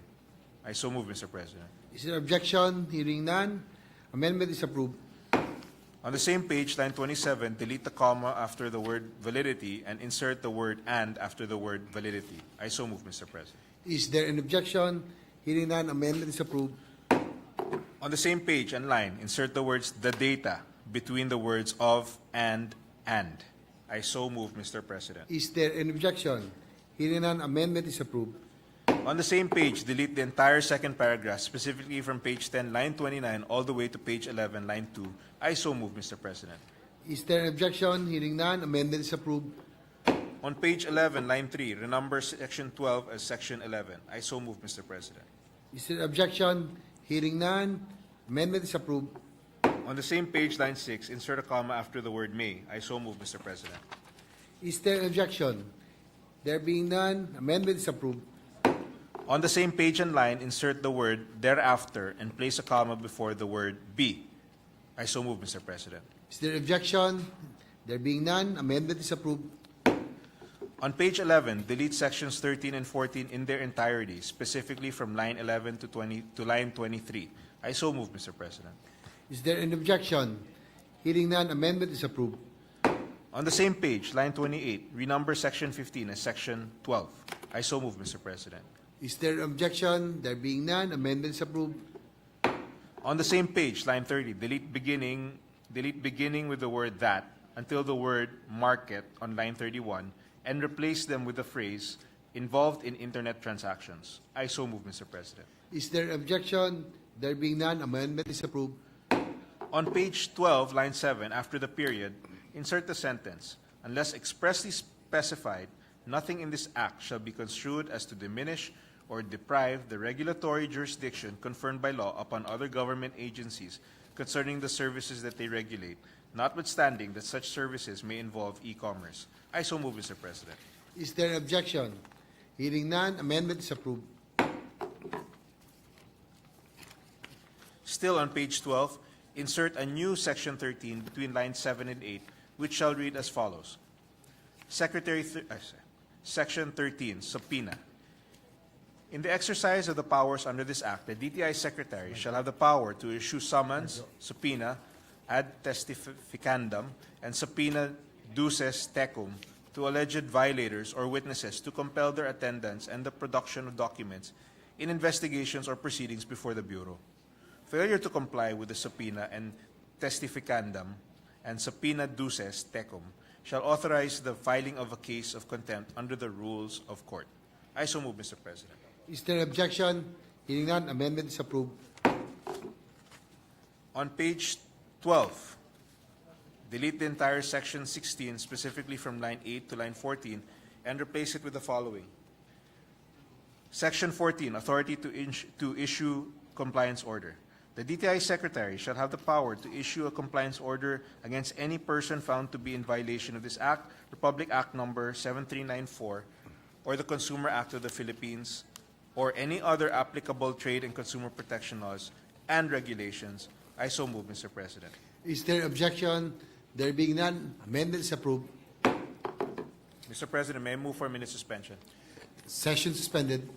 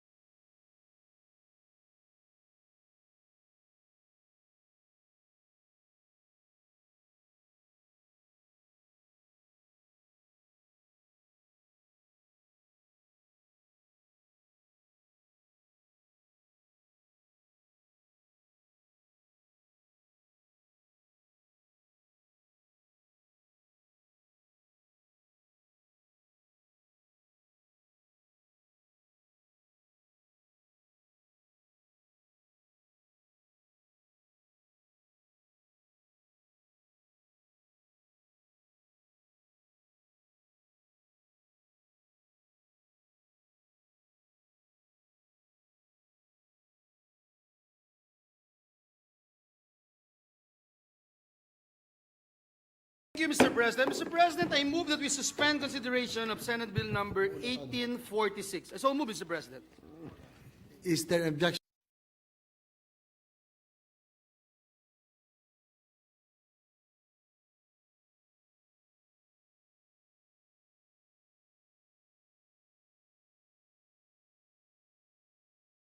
For ordinary business, to the calendar for special orders, committee report number 98 on Senate Bill number 2367. This bill pertains to Batang Magaling Act. So move, Mr. President. Is there objection? There being none, motion is approved. Thank you, Mr. President. Mr. President, I move that we consider Senate Bill number 2367 under committee report number 98. Is there objection? There being none, the motion is approved. Consideration of Senate Bill number 2367 is now in order. With the permission of the body, the Secretary will read only the title of the bill without prejudice. With the permission of the body, the Secretary will read only the title of the bill without prejudice to insert in the record the whole text thereof. An act ensuring that senior high school graduates under the K-12 program are equipped with the knowledge, training, and skills demanded in the labor market, enhancing their employability and competitiveness, creating the Batang Magaling Councils to strengthen multi-stakeholder collaboration and support for their employment, allowing the deduction of training expenses incurred for their skills development, appropriating funds therefore and for other purposes. Thank you, Mr. President. Mr. President, to sponsor the measure, may we recognize the chairperson of the Senate Committee on Basic Education and Ways and Means, Senator Win Gatchalian, to deliver the sponsorship speech. The sponsor of the measure, Senator Win Gatchalian, is now recognized. Thank you, Mr. President. Mr. President, distinguished colleagues, I wish you all a pleasant day. Today, I stand before you to discuss a proposed measure that holds not only of personal significance to me, but also of immense importance for the future of our beloved nations, the Batang Magaling Act. This proposal has been nurtured in my heart, evolving over the years as I closely observe the struggles faced by Filipino youth after their graduation from senior high school. It also brings to light the unpreparedness of our labor market to accommodate them, resulting in their promised potential remaining untapped in the workplace. But before delving into the details of this groundbreaking legislation, allow me to share a quote from one of the world's greatest minds, Albert Einstein, who once said, everybody is a genius, but if you judge a fish by its ability to climb a tree, it will live its whole life believing that it is stupid. This quote resonates deeply with me because it epitomizes the core philosophy of Batang Magaling Act. Ginong Pangulo, ang ating bansa ay pinagpala ng mga individual na punong-puno ng potensyal. Ang ating mga kabataan ay mismong representasyon ng potensyal na ito. Sila ay mga batang magaling sa sarili nilang paraan, naghihintay lamang na matuklasan at malinang. However, much of Einstein's fish, they may be judged by an outdated and one-size-fits-all educational system that fails to recognize and cater to their diverse talents.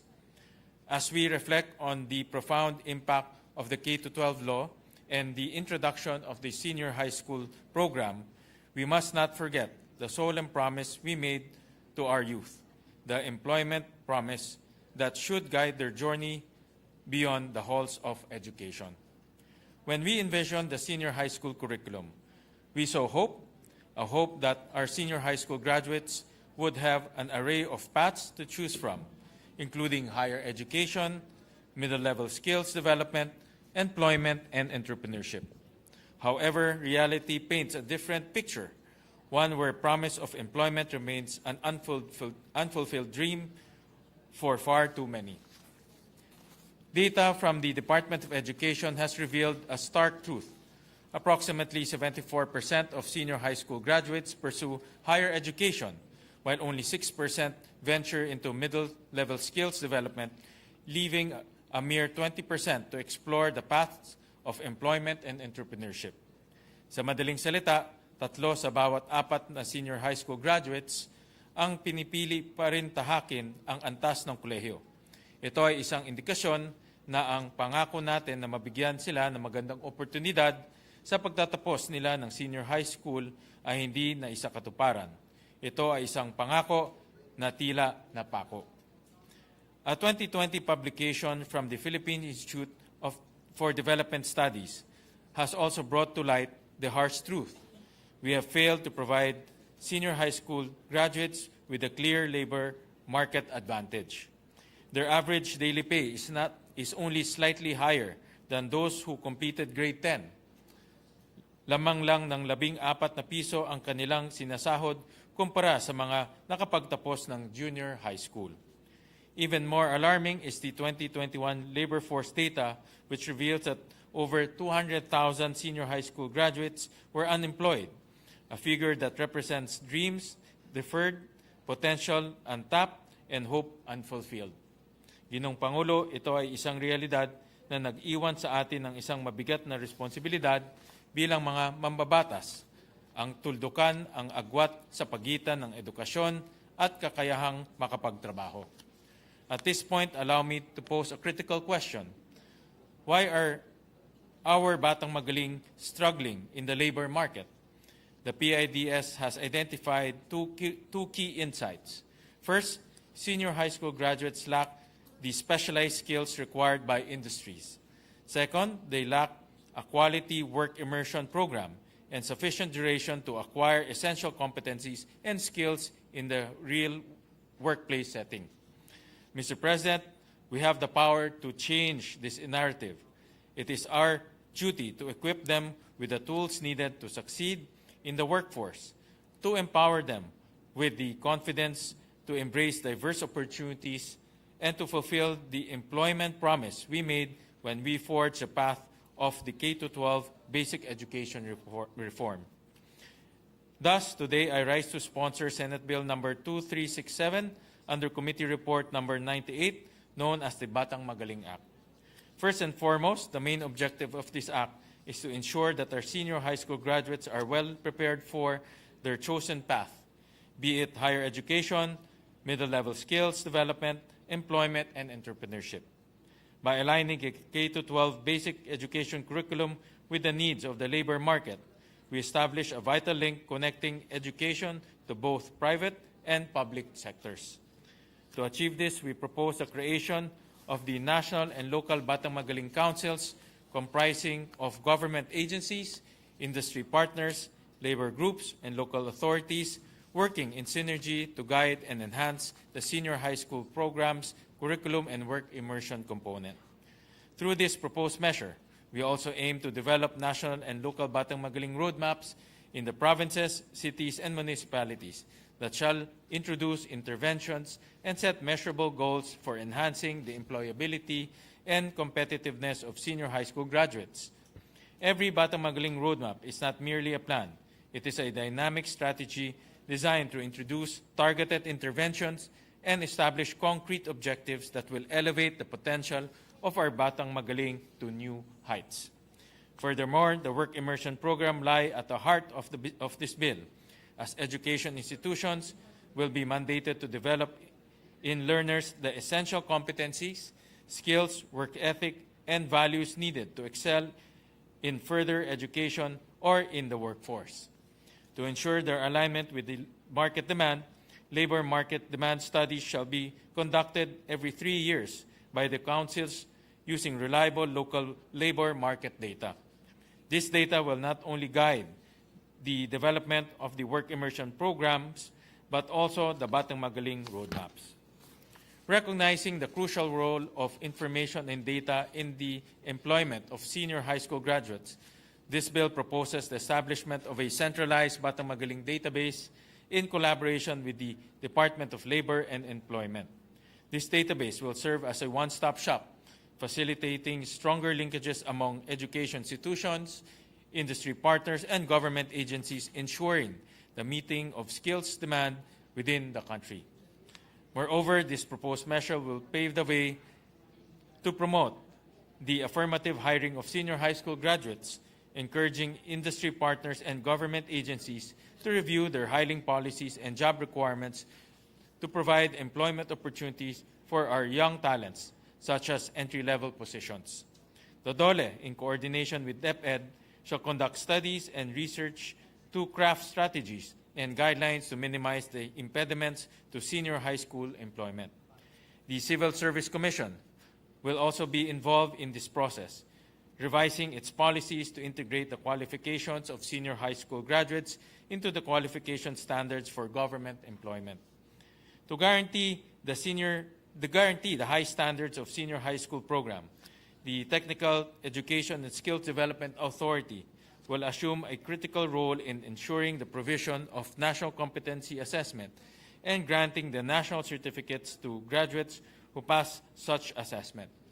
To provide some context, Mr. President, as we analyze the statistics presented during the public hearing, it came to our attention that in school year 2019 to 2020, a significant 73.7% of our technical vocational livelihood or TVL learners were unable to undertake competency assessments, largely due to financial limitations. Ang figurang ito ang sumasalamin sa mga pangarap ng mga TVL learners na nabigyan sana ng pagkakataong makakuha ng national assessment kung mayroon lamang silang pambayad. This leaves a mere 25.7% of our 400,000 senior high school TVL graduates who secured national certification. Nonetheless, despite the relatively low certification rate, the passing rate among those who participated in the examination remains remarkably high at 98%. This highlights the exceptional competence of individuals who took the assessments.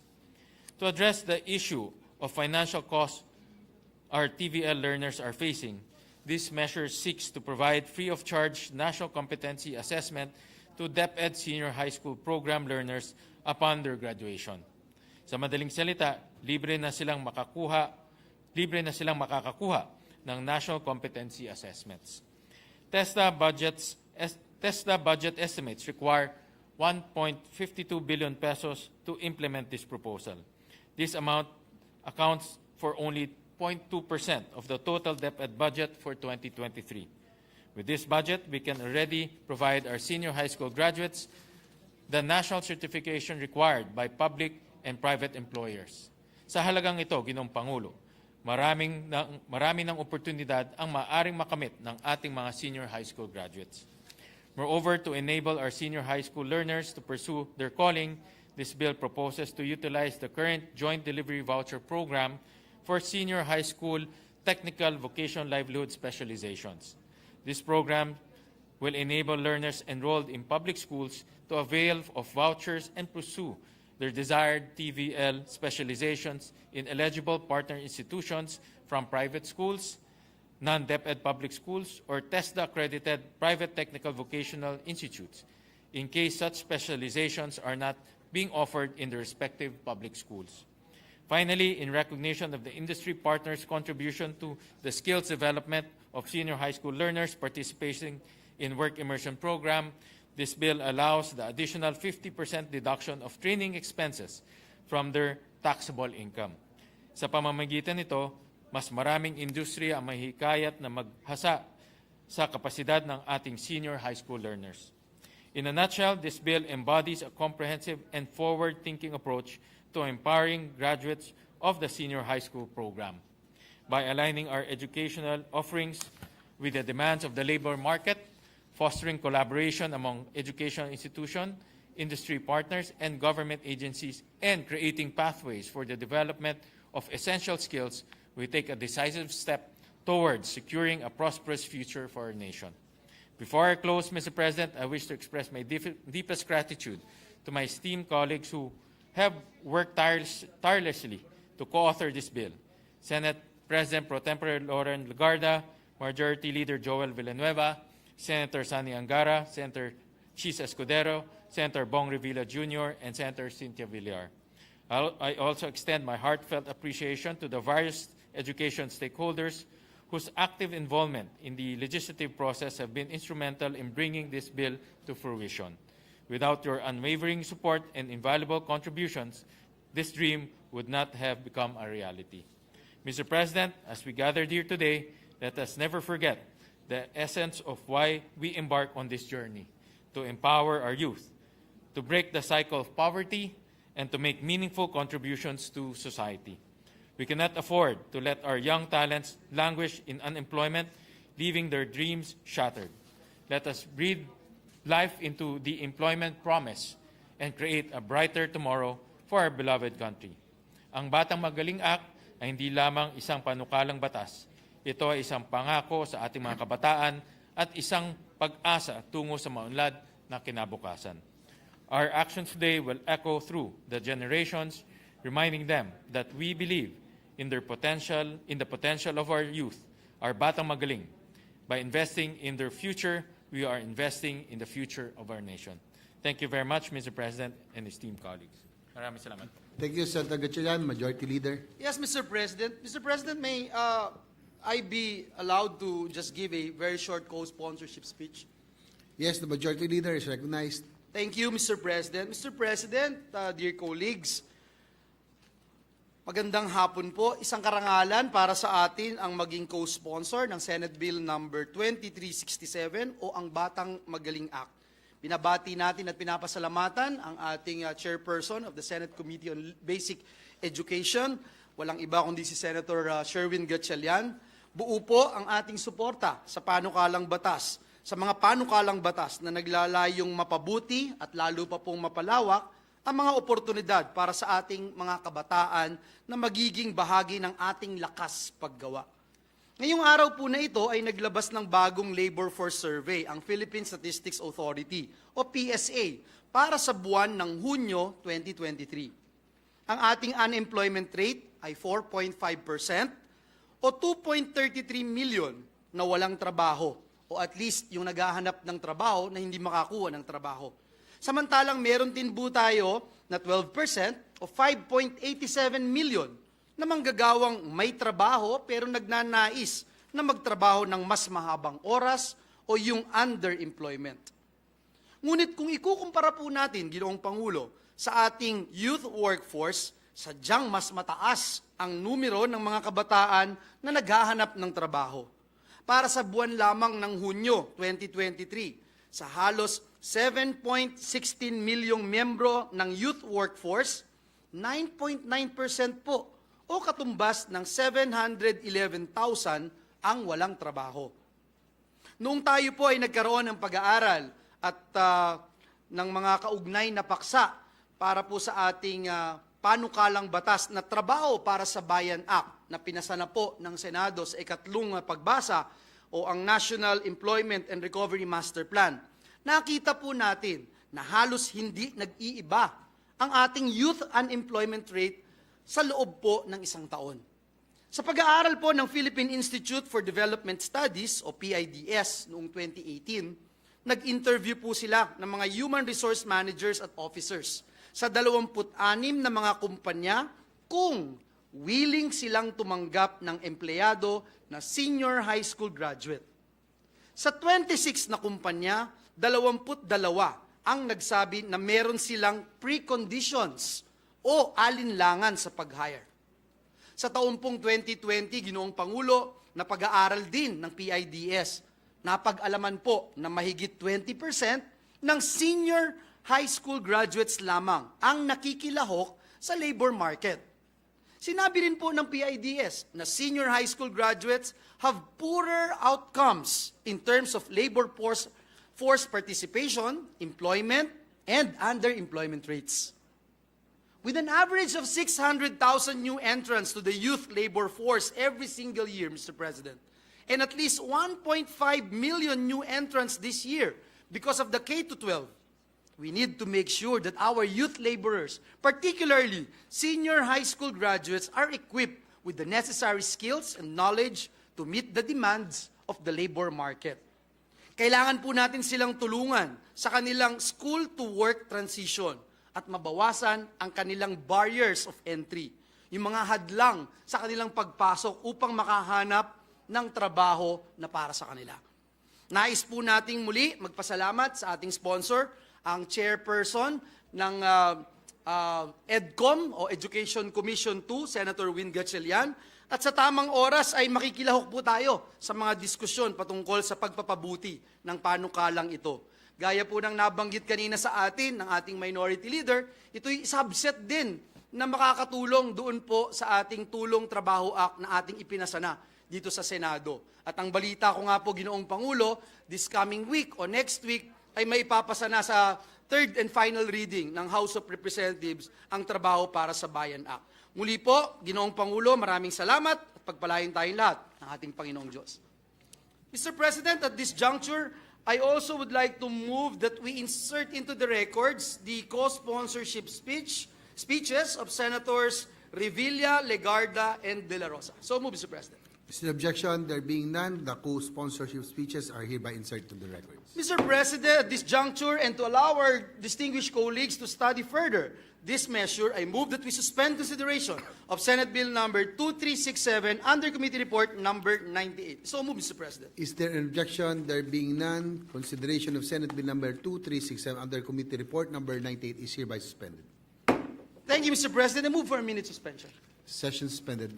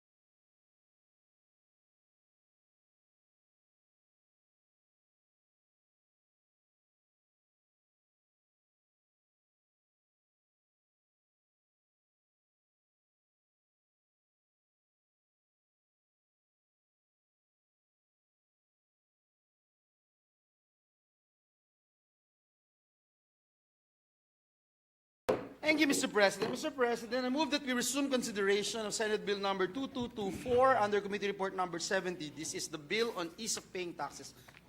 There being no objection, motion is approved. Mr. President, the parliamentary status of the measure is that we are still in the period of interpellations and debate. No other member wishes to interpellate, and so at this juncture, I will move to close the period of interpellations and debate. There being no objection, the motion is approved. Mr. President, I move that we suspend consideration of Senate Bill number 2224 under Committee Report number 70. There being no objection, motion is approved. Administrative, wala? Administrative? Mr. President, I move that we adjourn the session until 3 o'clock in the afternoon of Wednesday, August 23, 2023. Is there any objection? There being none, the session is adjourned until 3 o'clock in the afternoon, Wednesday, August 23, 2023. Have a good evening, everyone. Thank you, Mr. President.